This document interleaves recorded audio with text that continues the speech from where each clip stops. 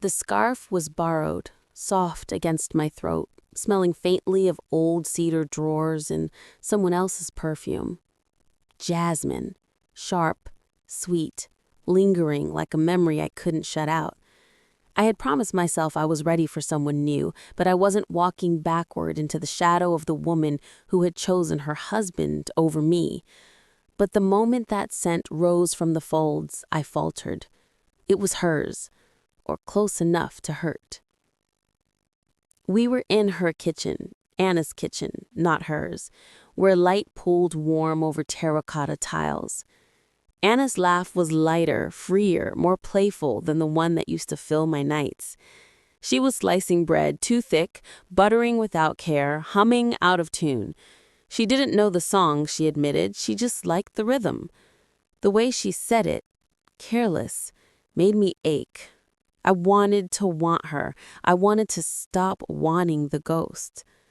The scarf slipped from my fingers as I leaned in too fast, lips on hers before I could second guess.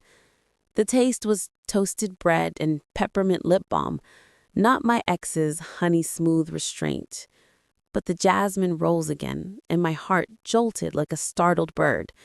Anna froze, then smiled against my mouth, her hand steady on my cheek. She didn't pull away. I did.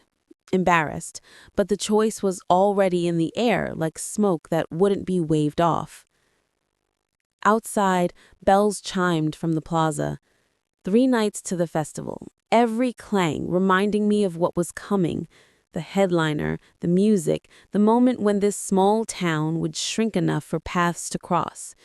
I could see it, her, in the crowd, his arm maybe still around her shoulders, and me, with Anna.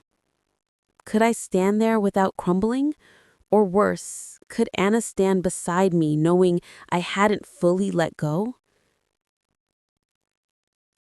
I buried my face in her shoulder, inhaling wool and soap, trying to breathe in the present tense.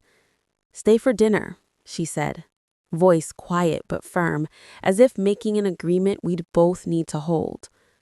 I nodded, even as the jasmine clung to me like a dare. Reflecting later, I wonder if it was already too late. Not because I kissed her, but because I kissed her chasing a shadow. Still, she kissed back. That mattered. By morning, the whole town had opinions. I knew because the bakery girl raised her brows when I bought croissants, and the butcher whistled a tune I didn't want to recognize. Small towns metabolize secrets faster than sugar. "Rebound," I heard someone mutter as Anna and I passed in the square. My stomach clenched, but Anna only squeezed my hand tighter, daring the street to keep looking. In rehearsal that night, the gossip slipped sharper. I sat on a folding chair at the edge of the community hall, watching Anna tune her guitar. Someone began warming up their voice, hitting notes I'd thought I'd buried. And then, words I knew too well. A lyric whispered once in a bedroom, sung softly into my hair when I thought love was permanent. My chest tightened. I turned sharply, but it wasn't her. It was a young baritone, practicing for his set. Still, the words cracked open the shell I'd been building. Anna saw my face. "What is it?" she asked under her breath, fingers on strings stilled. I shook my head, unwilling to explain, unwilling to admit that even sound could betray me. She studied me, something flickering in her eyes I couldn't name. Protectiveness or fear that I wasn't all hers? The rehearsal swelled into music, laughter, stomping feet. And then the doors opened, latecomers flooding in. And she was among them. My ex, radiant under lantern light, her husband trailing dutifully. My throat closed. The lyrics still hovered in the rafters. And suddenly, Anna was tugging me, daring me, "Dance with me," she said loud enough to defy silence. I shook my head. Everyone was watching, especially her. But Anna pulled me anyway, spinning me into the center. My heart hammered as we moved, clumsy, bold. I caught the ex's eyes across the room, searching, measuring. Did she see a replacement, or did she see me trying? For a moment, I was dizzy with the shame of spectacle. Then Anna laughed, unguarded, messy, pure. And the room laughed too. The music carried us, and my pulse steadied. It was public. It was risky. It was real. Still, the lyric echoed in my bones long after the song ended, long after the crowd scattered. A memory or a warning, I couldn't tell. Later, back in the quiet, I sat on my bed, staring at the clock's slow hands. Only 2 nights until the headliner, until the town was one stage and no hiding. Time felt slippery, hours sliding past me without me knowing where they went. I should have been sleeping. Instead, I kept hearing the words, softer, nearer, as though she were whispering them again. Anna touched my shoulder from the doorway. "You're here," she said simply, and I wanted to believe her. The storm broke the next afternoon, not in the sky, but between us. Anna had been restless, pacing her living room while strings of fairy lights flickered weakly. "I need to tell you something," she said finally, words like stones in her mouth. My heart braced. "I used to play with her," she confessed. "Your ex. Years ago. A few gigs. Nothing more. I didn't want to say it. I didn't want you to think I was second best. The air left me. It felt like betrayal, even though it wasn't." Her hands twisted in her lap. Her eyes begged for understanding. But all I heard was the lyric. All I smelled was jasmine. "You hit it," I whispered, rage trembling beneath. She nodded, shame coloring her cheeks. I couldn't stay still. I fled to the festival office, the committee's archive where I'd been helping with programs. I needed facts, not feelings. Boxes stacked haphazard, papers half-sorted. I pulled files until my fingers were raw, searching for evidence, for proof. And then I found it. A glass plate photograph, dusty, misfiled. 3 women side by side. Anna, my ex, and me. Taken years ago at some forgotten rehearsal. My chest burned. Proof, I thought. Proof they'd both been there all along, circling me like planets around a sun that wasn't mine. I grabbed the frame's copy on the wall, the one labeled wrong. I hurled it down. Glass shattered, sharp and final.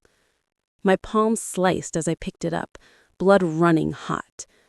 And then Anna was there, as if she'd known I'd come. She pressed her hand to mine, wrapping it in her scarf, refusing to let go, though I tried to pull back. "It was mislabeled," she whispered fiercely. "That's all. I never lied about loving you."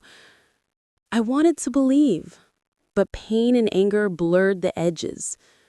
We sat in the wreckage, silent. Outside, church bells rang. Only hours until the headliner, until midnight, until no more chances to hide. Time felt like it was slipping again, rushing faster now. Every tick was a dare.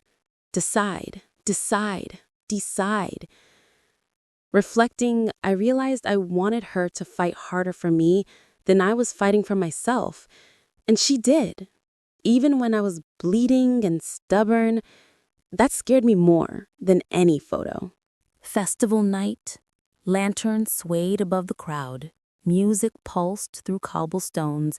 The air smelled of roasted almonds and damp grass. Midnight loomed. The headliner tuning instruments as whispers surged. I stood at the edge of the stage, hand bandaged, heart raw. Anna beside me, silent, steady. The archivist had found me just an hour earlier, apologizing profusely. "That photo was mislabeled," he said, holding out the corrected card. "Wrong date, wrong names, shuffled. Coincidence, not conspiracy." relief tangled with guilt. I had almost destroyed us over a clerical mistake. The red herring dissolved, leaving only truth. Anna had been afraid of my shadows, not plotting in them. Now the crowd hushed. The lyric began, sung by someone else on stage. My chest tightened. The words were hers once, my ex's, but tonight they hovered, daring me.